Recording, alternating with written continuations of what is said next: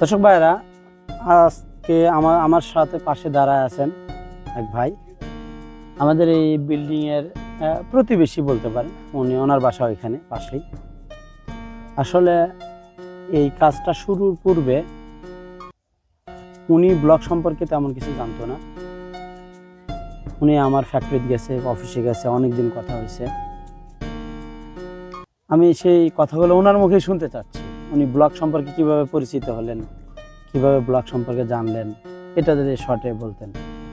আপনি একটু আপনার পরিচয় দেন, নাম বলেন। আসসালামু আলাইকুম, আমি মোহাম্মদ শহীদুল ইসলাম। আমার বাড়ি রাজবাড়ি শাহবন্দিগি, শেরপুর, বগুড়া। তো আমি মাঝে মধ্যে সিরাজ ভাইয়ের সাথে দেখা করতাম, ওনার অফিসে যেতাম, আমি জানতাম এবং ব্লকের সম্পর্কে বিভিন্ন ধারণা নিতাম যে ভাই এগুলো তো নরম, অনেক সময় হয়তো আমরা মনে করি যে ওয়াল দিলে হয়তো বা ভেঙে যাবে। তো উনি আমাকে বিভিন্ন দিক দিয়ে বোঝাচ্ছিল। বোঝানোর পর আমরা একসময় সিদ্ধান্ত নিলাম, আমরা একটা নতুন ঈদগাহ মাঠ করলাম। ঈদগাহ মাঠ করার সময় আমি ভাইয়ের কাছে বারবার গেলাম, ভাই দেখেন আমরা সবাই মিলে একটা কাজ করব, একা যদি হতো হয়তো বা যদি সমস্যা হয় আমি কারোর কাছে কৈফিয়ত দেওয়া লাগবে না, যেহেতু গ্রামের সবাই মিলে করবো, যদি সমস্যা হয় তাহলে আমি কিন্তু ওদের কাছে দায়ভার হয়ে যাবো। তো ভাই বললো না সমস্যা নাই, যত সমস্যা হয় আমি দেখবো। ভাই সাহস দেওয়ার পরে আমি এসে গ্রামে সবাই ডেকে বললাম, ওনারা আবার প্রায় 8-10 জন আমার সাথে গেল, যা ভাইয়ের অফিসে বসলাম, ভাইয়ের সাথে কথা বললো, বলার পর বুঝে সুঝা আসলাম। ভাইয়ের কাছে ব্লকের রেট শোনার পর আমরা মনে করলাম বিভিন্ন দাম বেশি, কিন্তু আমার তো ব্যাপারটা ধরে দেবে। তারপর আবার ইটার সম্পর্কে ধারণা নিলাম, নেওয়ার পর দেখছি না ইটার তিনি ব্লকের খরচা আমার অনেক কম হবে, 0.5% হচ্ছে। তা পরে আপনার দৃষ্টিতে আমার দৃষ্টিতে প্রায় 50%, অর্ধেকটায় চলে আসে, অর্ধেকেরও কম আসে। পয়েন্টটা দেখেন, এটা কিন্তু আসলে একজন কাস্টমারের রিভিউ। আসলে সে যে ব্যবহার করছে, ব্যবহার করার পর তার একটা হিসাব আছে। মসজিদের কাজ, 10 জনের কাজ সে আগে ইটাতে ব্রিক ওয়ালে করতে চাচ্ছিল। তখন আমি তাকে বললাম যে আসলে এই ম্যাটেরিয়ালস দিয়ে আমরা তৈরি করি। তখন তিনি আস্থা রাখলেন। আস্থা রাখার পরে দেখা গেল যে প্রায় তার হিসাবে 40 থেকে 50% কম কস্টে সাশ্রয় সে করতে পারে। ঠিক আছে, আপনি যে 40 থেকে 50% সাশ্রয় কম কাজটা করলেন, কোয়ালিটি কি আপনার কম মনে হয়েছে? না, কোয়ালিটি আমার কম মনে হয় নাই, বরং আমি মনে করি কোয়ালিটি আরো ভালো পাচ্ছি, ইটের চেয়ে ভালো পাচ্ছি। কারণ ওই ইটের ওয়ালে হাত দিলে দেখা যাচ্ছে গরম হয়, আর এটা তো আবার গরম আসে না, ঠান্ডা থাকে। এই জন্য আমি আমার এই যে বড় ভাই বাসা বিল্ডিং করবি, এনে বললাম যে ব্লক দিয়ে করেন, ভালো হবে। তো ভাইও আমার সাথে গেছিল, যাওয়ার পর অফিসে দেখা যোগাযোগ করার পর ভাই তখন মোটামুটি সিদ্ধান্ত নিয়ে আবার যোগাযোগ করে আমরা এই বিল্ডিং এর কাজ শুরু করছি। আশা করি আমরা বিল্ডিংটাই ব্লকের কাজে শেষ করব।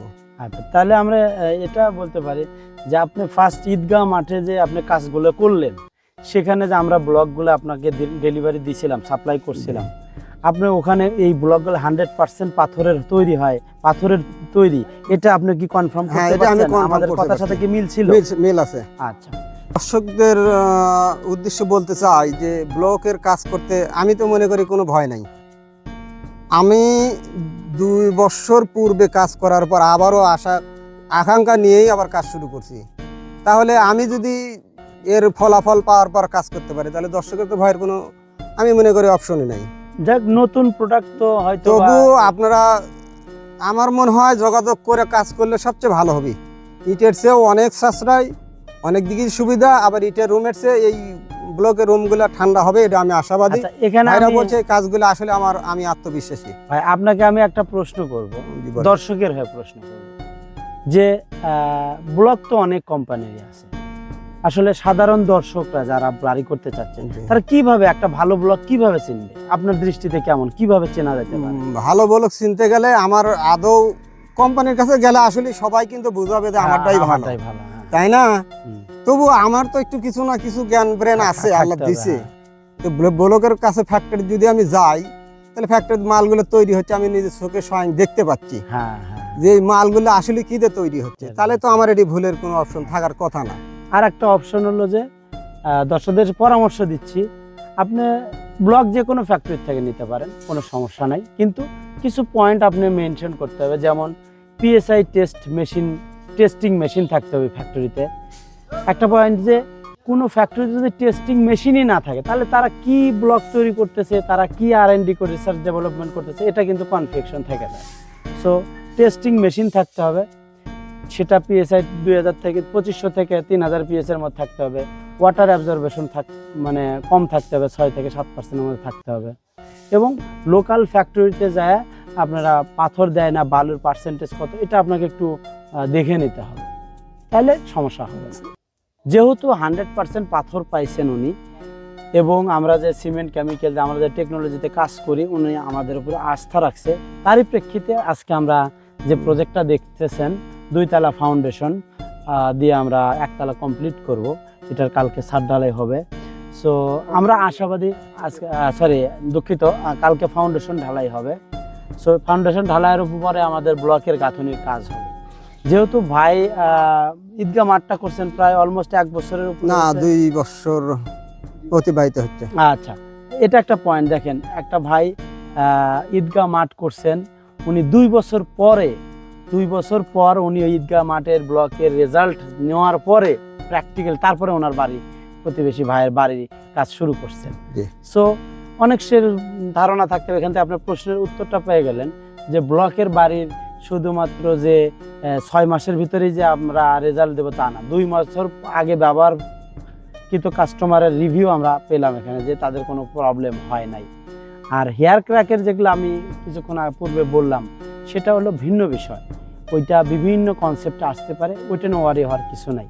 একটা মানব দেয় আমার শরীর আছে, আমার শরীরেও শীতের দিনে একটা ক্র্যাক দেখা যায়, কিন্তু আপনারা জানেন। সো ওইটা মানে যে আমার বডি ক্র্যাক তা না, ওটা একটা হেয়ার ক্র্যাক, ওটা ইজিলি রিমুভ করা যায়, ওইটা কোনো ইস্যু না। সো ধন্যবাদ দর্শক, এবং ধন্যবাদ ভাইয়ের নাম কি হলো? মোহাম্মদ শহীদুল ইসলাম। শহীদুল ইসলাম ভাই, আপনাকে অনেক ধন্যবাদ আপনার মূল্যবান বক্তব্য দেওয়ার জন্য, এবং এবিটির সঙ্গে থাকবেন ইনশাআল্লাহ। ইনশাআল্লাহ, আপনাকেও ধন্যবাদ। আসসালামু আলাইকুম।